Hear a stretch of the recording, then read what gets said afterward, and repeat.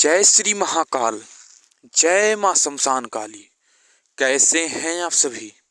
आशा और विश्वास करता हूँ कि माता रानी की कृपा से आप लोग बहुत ही अच्छे होंगे और बाबा काल भैरव की कृपा आप सभी साधकों पर सदा सर्वदा बनी रहे। बस मैं यही कामना करता हूँ।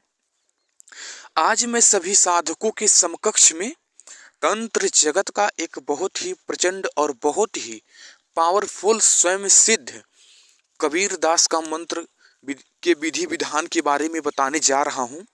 और जो कि यह मंत्र बहुत ही प्रबल है, प्रचंड है, पावरफुल है और स्वयं सिद्ध मंत्र है। इसे केवल कंठस्थ करना है और चलाना है। और जो भी साधक इस मंत्र को आत्मसात करके यानी कंठस्थ करके और अपने जीवन में उतारते हैं और प्रयोग करते हैं तो कहीं न कहीं उन साधकों को बहुत ही लाभ होता है।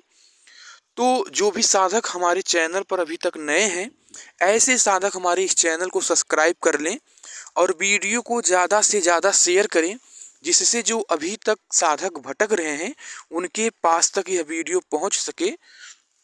और जो भी साधक नए हैं, ऐसे साधक सब्सक्राइब अवश्य ही करें। और इस मंत्र का प्रयोग यदि किसी भी व्यक्ति के ऊपर, जो आगे चलकर आप सभी को स्क्रीन पर मंत्र दिखाई देगा, तो उस मंत्र का प्रयोग आप सभी ऐसे रोगी के ऊपर करें जिनके ऊपर आपने कई मंत्रों को प्रयोग कर चुके हैं और आप विफल हैं। तो एक बार इस मंत्र को भी प्रयोग करें जो यह स्क्रीन पर आप सभी को दिखाई दे रहा है। और इस मंत्र में नज़र, टोना, टामर, पीड़ा, बुखार यानी जादू, इन सभी को जो नष्ट करने के लिए कहा गया है, तो समझ लीजिए कि किसी भी रोगी के शरीर पर इस प्रकार की कोई भी क्रिया रहेगी तो इस मंत्र के प्रयोग करने मात्र से उस रोगी के शरीर की समस्त पीड़ा नष्ट हो जाती है। कभी कभी ग्रामीण क्षेत्रों में कई ऐसे लोगों को देखने को मिला है कि जिनके ऊपर में देखा गया है कि कई शक्तियों को बैठा दिया जाता है और बैठाने के बाद में उन्हें कई प्रकार से दिक्कतें होने लगती है। बुखार आना शुरू हो जाता है, शरीर में पीड़ा होने लगता है, यानी नाना प्रकार से दिक्कतें होती हैं। और कई लोगों के ऊपर तो बाण विद्या का प्रयोग कर देते हैं, उसकी वजह से बुखार आता है, बाण प्रयोग करके बुखार लाया जाता है। तो ऐसी से कई प्रयोग विधियां हैं जिनके माध्यम से रोगी के शरीर पर बहुत ही ज़्यादा दिक्कत होता है। जिससे किसी के ऊपर जादू, टोना, भूत प्रेत कर दिया गया है।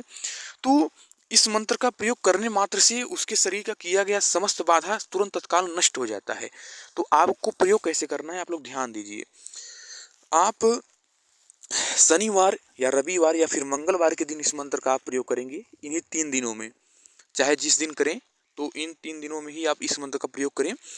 गाय के जो कंडा होती है उसका आपको साफ राख लेना है, उसमें थोड़ा सा सरसों मिलाना है और रोगी को सामने बैठा करके और उसकी तरफ देखते हुए मंत्र को पढ़ना है और राख पर फूंक मारना है और राख उड़ करके उस रोगी के शरीर पर चली जाए। इस प्रकार से क्रिया करना है। और जो सरसों रहेगा उसके ऊपर उसी में रहना चाहिए, राख में मिला रहना चाहिए। और साथ में ऐसा फूंक मारे कि राख के साथ में सरसों भी थोड़ा थोड़ा उसके ऊपर गिरता रहे।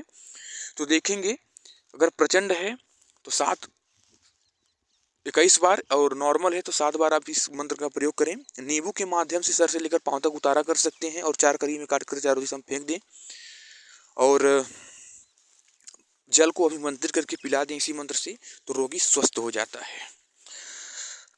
तो चलिए, आप सभी को जो ना समझ में आया पूछ सकते हैं। जय गुरुवर, जय महाकाल, जय मां आदिशक्ति, सत्यमेव जयते।